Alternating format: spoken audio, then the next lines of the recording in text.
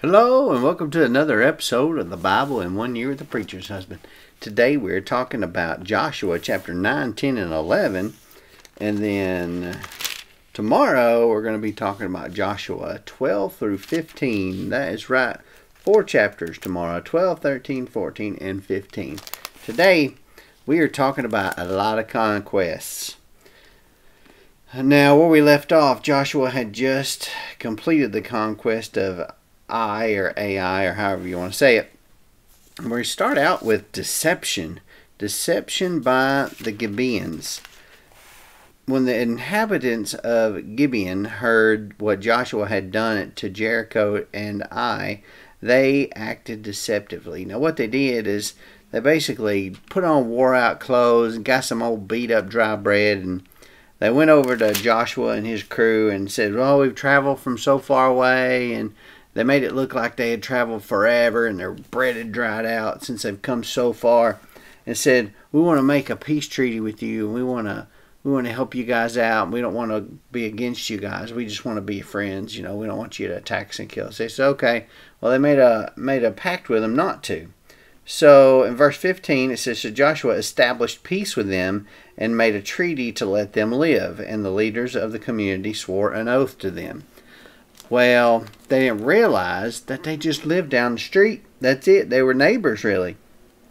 3 days after they made this deal, they heard that they were actually their neighbors and just lived down just a little ways over. So the Israelites set out and they reached the Gibeonite cities on the 3rd day.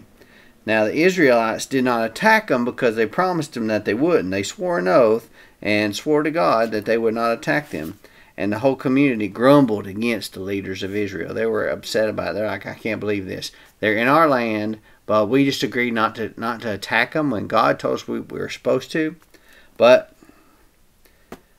verse 19 says, we have sworn an oath to them by the Lord, the God of Israel, and now we cannot touch them. But when they found out they were deceived, Joshua kind of spun this around a little bit. He called them to him and says, why did you deceive us by telling us that you live far away, and when you basically live among us? He basically says, you are now cursed and you always will be our slaves. You're going to be our woodcutters and our water cutters from here on out.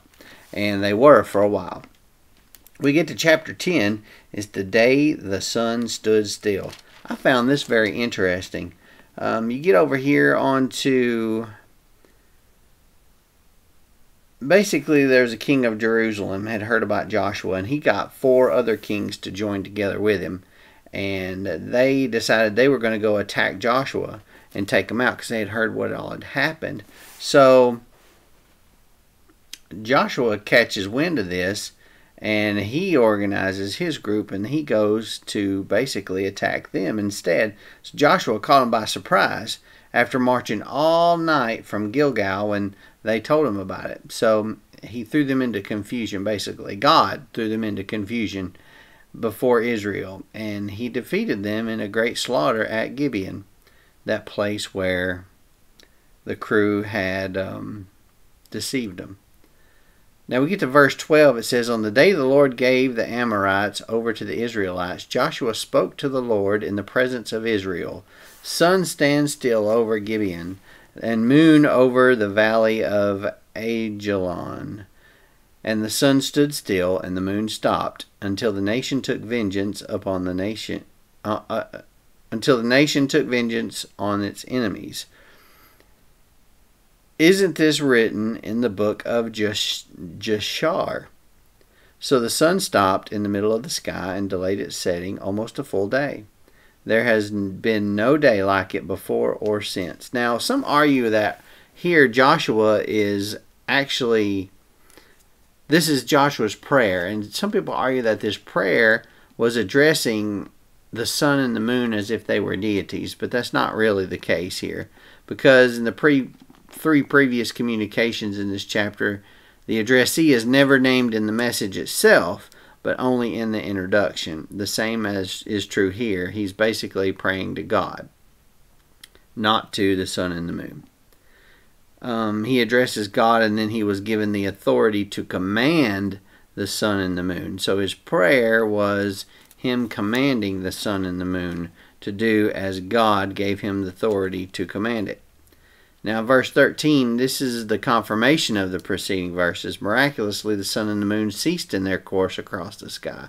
This enabled Israel to complete its destruction of their enemy. The book of Jashar that is mentioned is also mentioned in 2 Samuel chapter 1, verse 18, where it introduces David's eulogy for Saul and Jonathan. Now, when we get to verse 14, verses 11 through 14 in total, they summarize how the Lord fought for Israel. God's part in the miracle was of primary significance. Had he not fought, Israel would not have won, because he fought, Israel could not lose. When God fought with them, Israel could not lose. So, they beat these 5 kings, right? And I'm going to throw a map up here just to give you a guidance as we go through some of this. And the 5 kings, they fled and they hid in a cave. So Joshua hears about this. He says, okay, go block the cave off and guard them. So as the kings are stuck in this cave, because Joshua's men blocked it off and guarded them there, they go and they finish killing off the rest of their guys. And they finish off the job. And after this, Joshua struck them down and executed the kings. He hung their bodies on 5 trees, and they were there until evening. We've heard this before, haven't we? At sunset, Joshua commanded that they be taken down from the trees and thrown into the cave where they had hidden. We've heard this before too, haven't we? Then large stones were placed against the mouth of the cave, and the stones are still there today. That was to prevent, they would hang them high, but then they would cut them down before dark, so the curse that God placed on them would not spread to the Israelites. Joshua is doing exactly as he is told. Now the conquest of the southern cities. Basically, they capture Makkedah, and then they capture Libnah, then they capture Lachish, and then they capture Eglon, and then they capture Hebron, and then they capture Debir. And you can follow along on this map right here if you choose to as we go. And at the end of chapter 10, it says Joshua returned with all of Israel to the camp at Gilgal. So where they started, they went to the left and they started hitting all those little towns, and they hit all them little towns going down, and they returned back up to his camp at Gilgal. Then they decided to conquer the northern towns, and you're going to see that little yellow line going up to the north there on your map as they go through there, taking out all of those kings.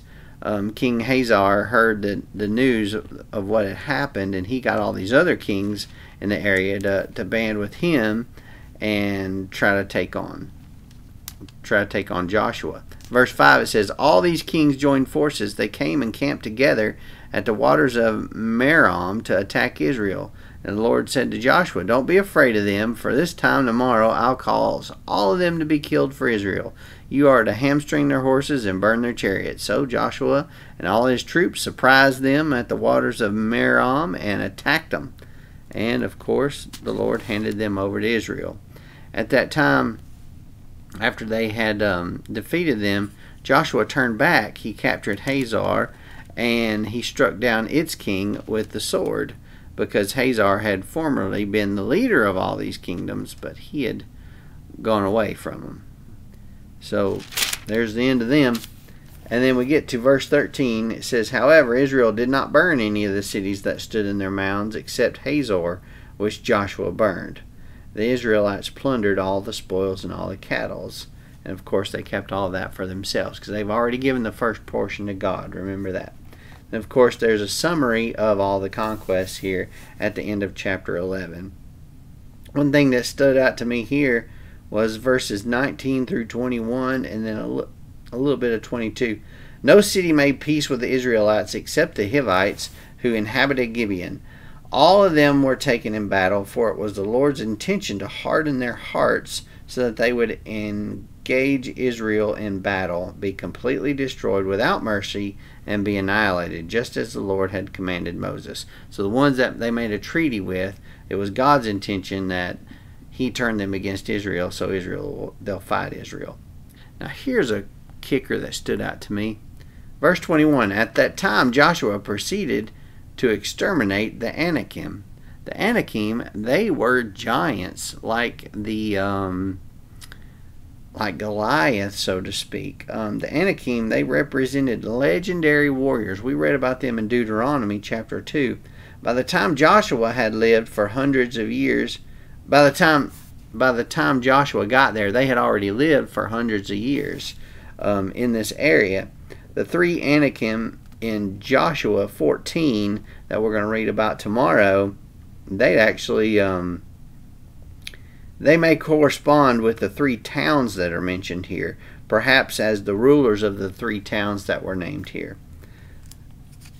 The remains in verse 22, it says in verse 22, no Anakim were left in the land of the Israelites except for some remaining in Gaza, Gath, and Ashdod. The remnants of the Anakim in Gaza, Gath, and Ashdod anticipate the arrival of the Philistines and the presence of a giant such as Goliath that we will read about in 1 Samuel chapter 17.